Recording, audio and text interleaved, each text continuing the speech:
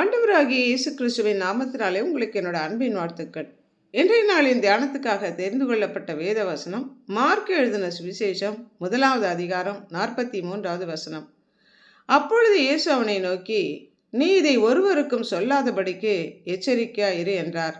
குஷ்டரோகம் நீங்கி சுகமடைந்த மனிதனிடம் அதை ஒருவருக்கும் சொல்ல வேண்டாம் என்று சொல்லி ஆசாரியனிடத்தில் அவனை காண்பித்து, அவன் சுத்தமானது நிமித்தம் மூசை கட்டளையிட்டவைகளை சாட்சியாக செலுத்தும்படி கண்டிப்பாய் சொல்லி அவனை அனுப்பினார்.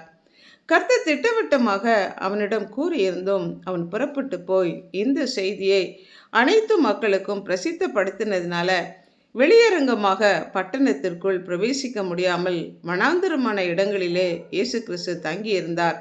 திரளான ஜனங்கள் அவரை தேடி வந்தார்கள்.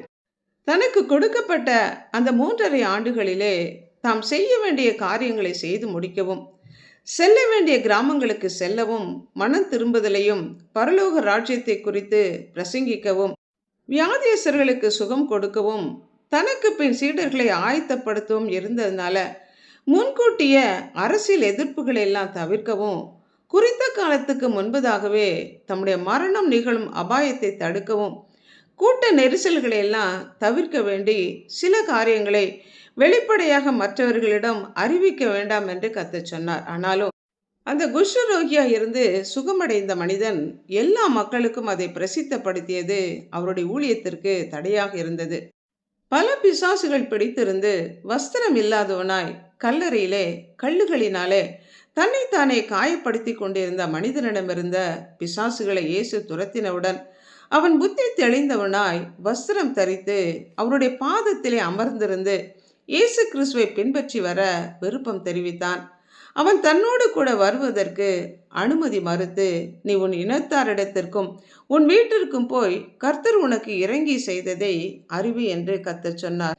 அந்த ஊரார் பிசாசு பிடித்திருந்த இந்த மனிதன் மனம் திரும்பி சுகமடைந்து இருப்பதை கண்டு சந்தோஷப்படாமல் தங்களுடைய பன்றிகள் இறந்து போனதை அவர்கள் பெரிதாக நினைத்து இயேசு கிறிஸ்துவை தங்களுடைய பட்டணத்தை விட்டு போகும்படி சொன்னார்கள்.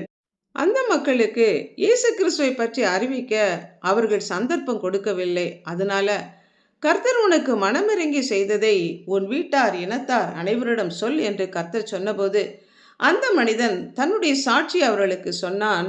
அவரை ஏற்றுக்கொள்ளும் மனமுடையவர்களாய் அடுத்த முறை இயேசு கிறிஸ்து வரும்போது அவரை ஏற்றுக்கொண்டார்கள்.